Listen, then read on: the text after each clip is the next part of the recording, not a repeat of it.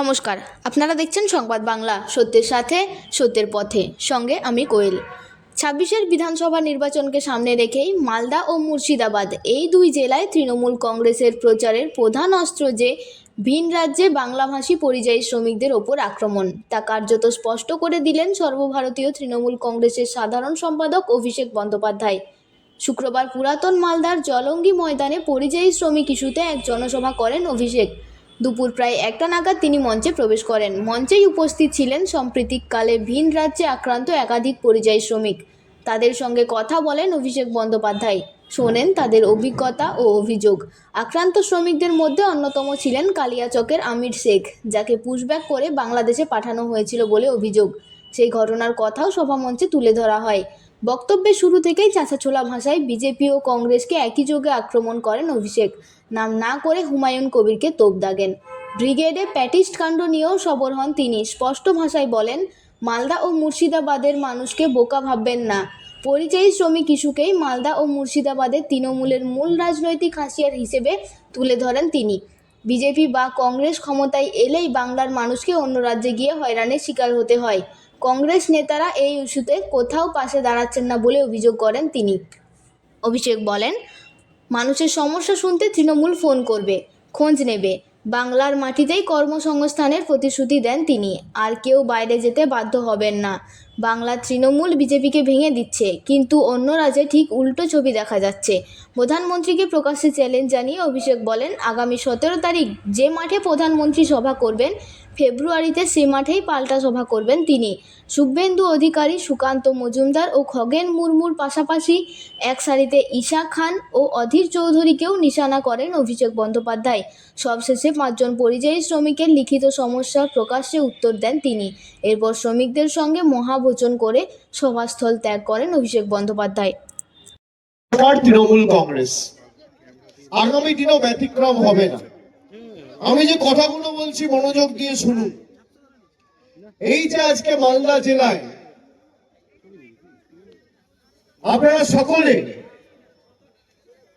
যে ভূমিকা ২০২১ সালে এই জেলার মানুষ পালন করেছিল, আমি মনে করি তৃতীয়বার আমাদের সরকার এবং মমতা বন্দ্যোপাধ্যায়কে মুখ্যমন্ত্রী করার ক্ষেত্রে দক্ষিণবঙ্গের ৫-৭টা জেলা ছাড়া যে কটা জেলা অগ্রণী ভূমিকা পালন করেছে, তার মধ্যে মুর্শিদাবাদ এবং মালদা অন্যতম। মুর্শিদাবাদে ২২টা আসনের মধ্যে ২০টা, আর একদিকে মালদায় ১২টা আসনের মধ্যে ৮টা। বিজেপির অশ্বমেধের ঘোড়াকে একা মালদা আটকে দিয়েছিল, যেখানে অন্য রাজনৈতিক দল বিজেপির কাছে হারছে। আপনাদের সমর্থনের কাছে বিজেপি মাথা নত করতে বাধ্য হয়েছিল। গোহারা হেরে ভোকাট্টা হয়ে দিল্লির ট্রেন ধরে আর গুজরাটের ট্রেন ধরে ডবল ইঞ্জিন সরকারের বাবুরা সব ফেরত গিয়েছিল, যারা দিল্লি প্যাসেঞ্জারি করতে এসেছিল। আগামী লড়াই আমাদের মালদার প্রত্যেকটা বিধানসভাও আজ থেকে আমার বৃহত্তর পরিবার। আমি যে নাম্বারটা বলছি, আপনারা এই নাম্বারটা নোট ডাউন করুন। কারণ কোনো অসুবিধা হলে তৎক্ষণাৎ আমাকে জানাবেন। যা আইনি সহায়তা সাহায্য লাগবে আমরা পাশে দাঁড়াবো। যারা ভাবে যে বাঙালিকে বাংলাদেশি বলে দাগিয়ে দিয়ে জোর জবরদস্তি জেলে ঢুকিয়ে রাখবো তবে মালদা মুর্শিদাবাদের লোকেরা টাইট হবে, আমাদের গলা কেটে দিলেও আমরা বর্ষতা স্বীকার করব না।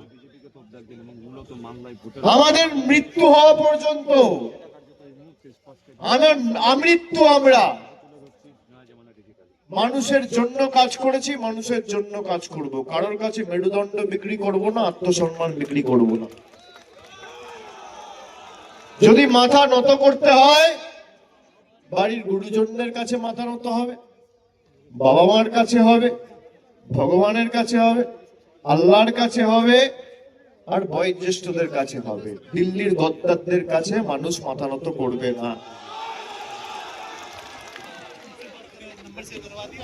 আজকে একের পর এক ঘটনা, এখনো পর্যন্ত গত ৬ মাসে একদম ধারাবাহিক ভাবে। আচ্ছা, ওরা তো সাংবাদিক, ওদের তোদের কাজটা করতে দিতে হবে। আমি তো ঘুরে ঘুরে বলছি, সবাই দেখতে পাবে, চিন্তা করবেন না, আমি আসছি তো। আপনাকে দেখতে হবে না, আমি পৌঁছে যাব। আপনারা ব্যতিগ্রস্ত হবেন না, আমাকে সবাই দেখতে পাবে।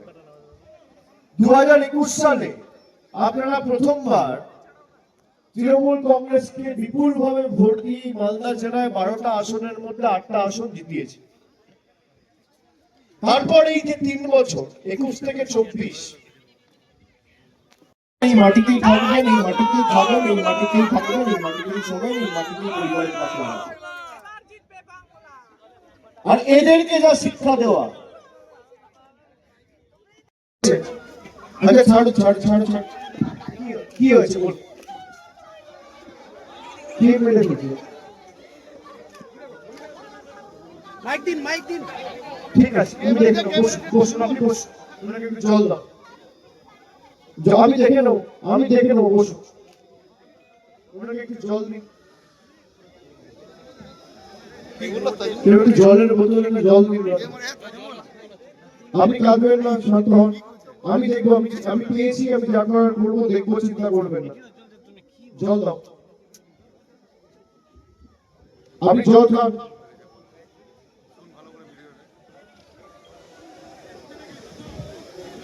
এবং যারা এসছে আজকে সবাই এক বুক আশা আকাঙ্ক্ষা নিয়ে এসছে।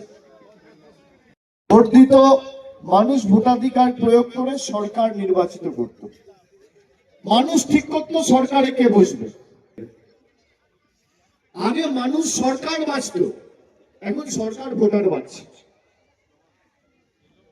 আপনি ভাবতে পারছেন, মানুষ ভোট দিয়ে সরকার নির্বাচিত করত যে আমি আমার পছন্দের বিধায়ক, সাংসদ, মুখ্যমন্ত্রী, প্রধানমন্ত্রী।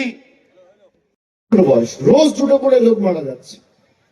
কালকেও ইংলিশ বাজারে একজন বিএলও কাজের চাপ নিতে না পেরে আত্মহত্যা করেছে। এখনো পর্যন্ত প্রায় 65 জন আত্মঘাতী হয়েছে।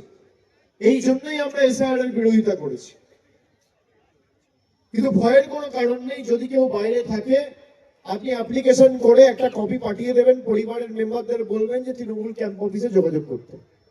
আপনার নাম তোলার দায়িত্ব আমাদের, কিন্তু হিয়ারিং এ, আর যারা এখানে আছেন সশরীরে উপস্থিত হয়েছেন, তারা হিয়ারিং এ যাবেন। এই যুদ্ধ শেষ যুদ্ধ।